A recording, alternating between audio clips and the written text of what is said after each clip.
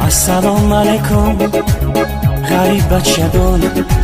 ما بچه ای توجیکم ای توجیکستان درد و غم و غریبی و گفتن آسان خداوندی مهربان نگهبان عطا درد و غم و غریبی و گفتن آسان خداوندی مهربان نگهبان عطا یکی از روزهای روز شد زنگی تلفن یک غریب سلام گفت شد از ما پرسان یکی از روزهای روز شد زنگی تلفن یک غریب سلام گفت شد از ما پرسان گفته که گوش کن مرا اکای وای جون به خاطری غریبان بایدینا بخوان گفته که گوش کن مرا اکای وای جون به خاطری غریبان بایدینا بخوان غریبم غیر تو کسی ندارم یگانه تو هستی پروردگارم غریبم غیر تو کسی ندارم یگانه تو هستی پروردگارم همیشه نزد تو من گناهکارم در ملکی غریبی مکن تو خورم همیشه نزد تو من گناهکارم در شهری غریبی مکن تو خورم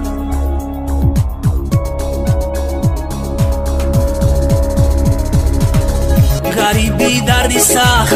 است ای برادر غریبان رو نکو دور میازار غریبان رو نسر خوشن از سامان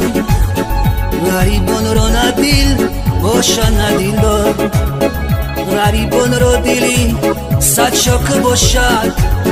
شغون چه از جفا ای چرخ خونبار اگر دردی غریب بیرا بدانی دیده صد شاکه گر در دیده خونبار اگر دردی غریب بیرا بدانی دیده صد شاکه گر در دیده خونبار السلام علیکم غریب بچگان ما بچه ای توجیکم ای توجیکستان درد و غم و غریبی با گفتن آسان خداوندی مهربان نگهبان عطا یکی از روزهای روز شد زنگ تلفن یک غریب سلام گفت شد از من پرسان گفته که گوش کن مرا اکای وای جان به خاطری غریبان بایدینا بخوان گفته که گوش کن مرا اکای وای جان به خاطری غریبان بایدینا بخوان